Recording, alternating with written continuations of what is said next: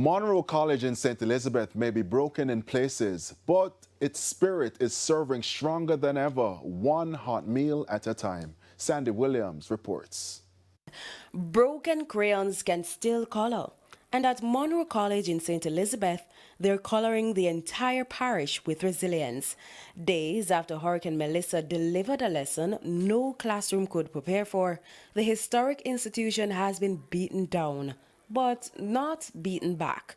Instead of textbooks and timetables, Munro is now dishing out hot meals, thousands, to survivors of the Category 5 hurricane.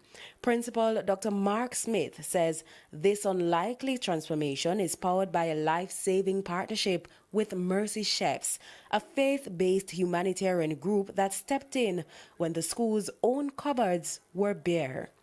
We were looking how could we reach our students and our staff and the wider community.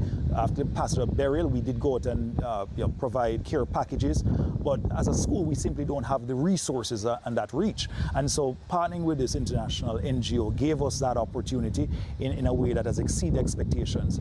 We have been able over the last 2 weeks plus to be able to provide over 3,500 meals every single day. From Junction to Black River and even across the border into Westmoreland, Mercy Chef's 20-member team has been on the move, delivering comfort one container at a time.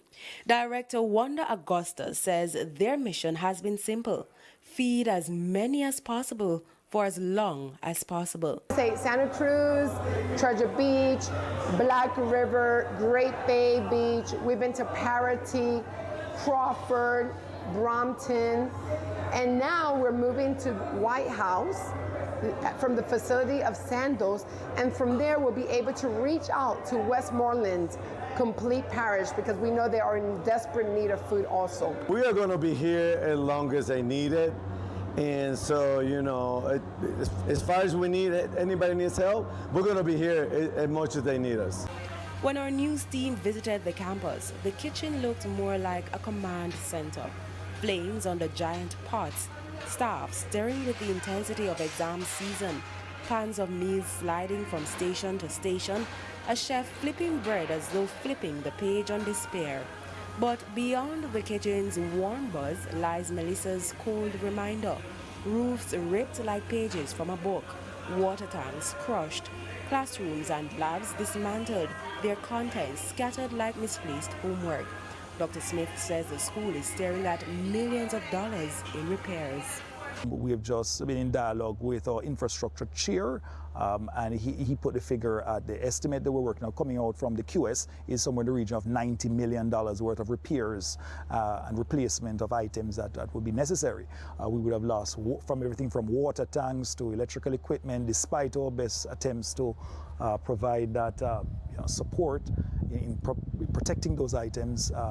We have roughly 80% of our electrical lines are down. We've been bringing in contractors, been working alongside our Old Boys Association. He's urging the island to rethink how schools are built, calling for stronger, smarter, climate-resilient structures that can stand up to the changing weather and protect the generations inside.